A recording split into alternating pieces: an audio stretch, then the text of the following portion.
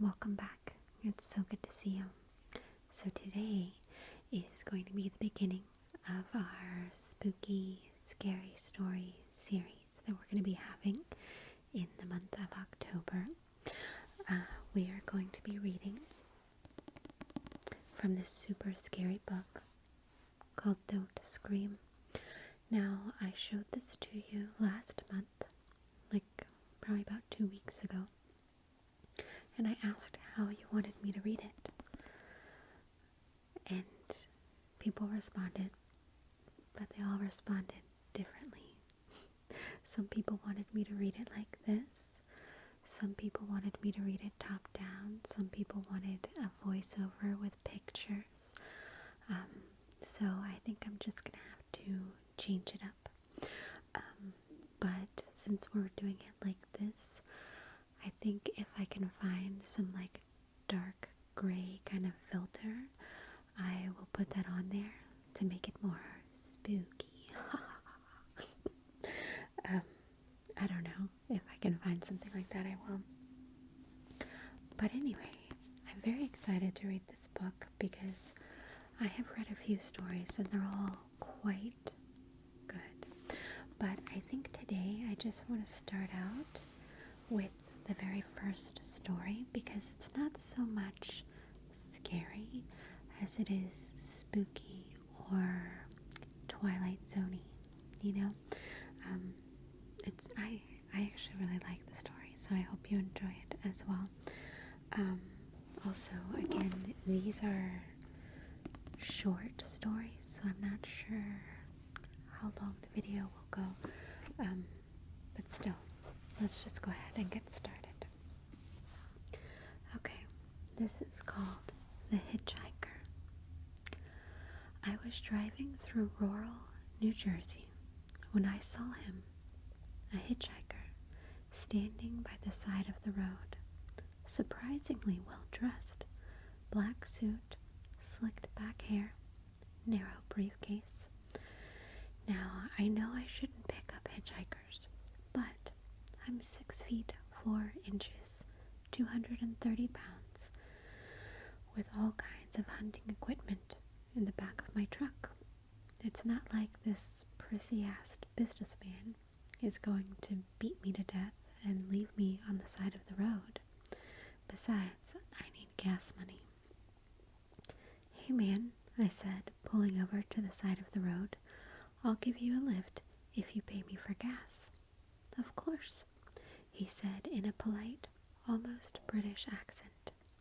He reached for his wallet and pulled out 3 crisp $20 bills. This enough? I grinned. This was way more than enough. I greedily snapped the money from his hand and clicked the locks. Get in, bud. I climbed in. He climbed in. His blue eyes shifted from the crumpled Wendy's wrappers on the dashboard to the mysterious sticky goo on the middle console. Sorry, the car's not clean. I'm going hunting, I said, turning back onto the highway. Hunting? Interesting, he said in a strangely enthusiastic tone. Have you always liked to hunt? No, it's the funniest thing. Never thought I'd ever hunt. Love animals. Got 3 dogs at home. But there are so many deer around these parts. When the winter comes, a lot of them starve to death. Not to mention all the car accidents they cause. I trailed off, and we fell into uncomfortable silence.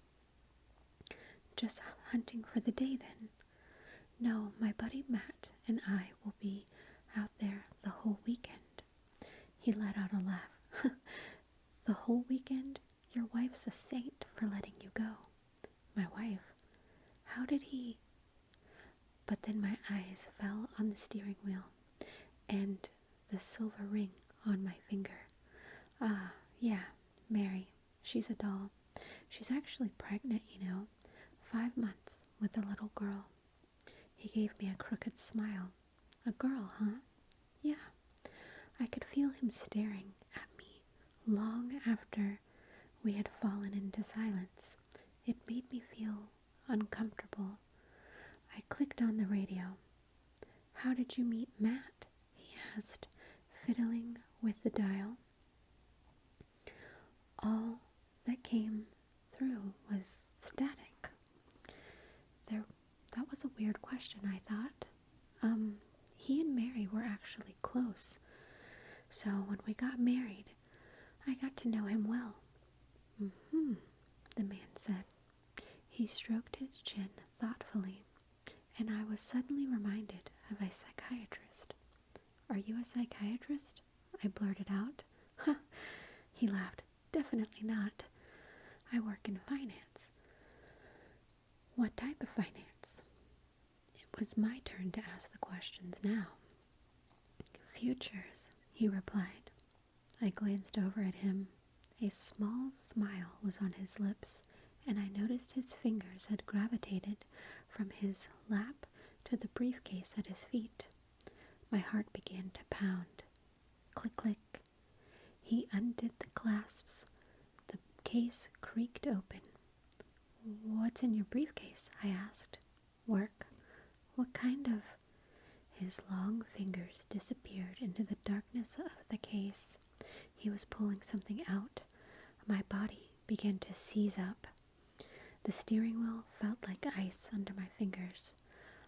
"I have a lot of hunting equipment back there," I said, "so you better not be—" I stopped. He was only pulling out a sheet of paper. For a few minutes he was quiet, reading the paper intently and silently, as if his life depended on it. Scratch, scratch.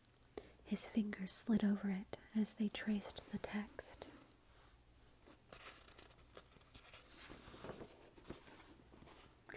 Then he slipped it back into the case and snapped it shut. What was he reading? I thought, but before I could get the question out, he turns to me. I could barely see his face in my peripheral vision, but I knew he was staring at me for minutes on end. Then he broke the silence. "Don't go hunting," he said, his ice blue eyes boring into me. "What?" "Turn the car around. Go home to Mary." "What?" "She needs you." He paused. "Madeline needs you." I paled. I never told him we were going to name our baby Madeline. "How did you—" "He's going to make it look like an accident," he said, his voice gravelly and halting. "Just a simple hunting accident. The most punishment he'll endure is 35 minutes in the police station writing out his statement. But let me out off at the diner up ahead. I like their Cobb salad very much."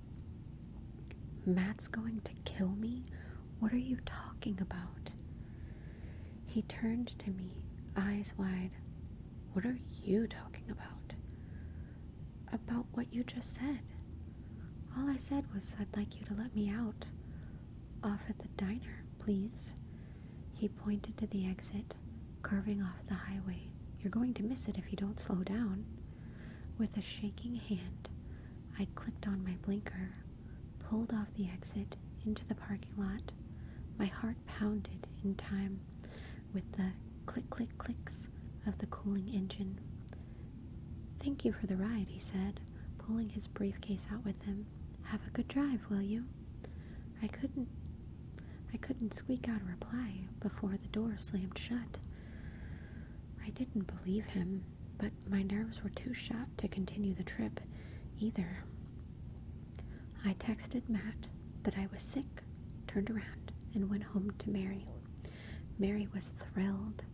Matt was disappointed. A little too disappointed, if you ask me. A month later, after ignoring most of Matt's calls and texts, which became increasingly frequent and desperate, I heard a faint thumping noise at the door. When I flicked on the porch light, there was Matt, hunched over our doorknob, holding a lockpick. We called the police. Since then, life has been great. Just a few months later, our wonderful little Madeline was born. And as soon as we got back from the hospital, on our doorstep was a little teddy bear, a pink bow sewn on its head. There wasn't a return address or a card of any kind, but I think I know who it was from. And that was the end of the story. What? I really liked that story. I thought it was just the right amount of like mysterious creepiness, you know? Like, why did that guy want to kill him? You know? Did he have a thing for Mary or something and he had gotten in the way, so he has to get rid of him? I don't know. Very creepy though, I think. I really liked it. Anyway, I really hope that you enjoyed that. Thank you so much for watching, and I will see you soon. Bye-bye.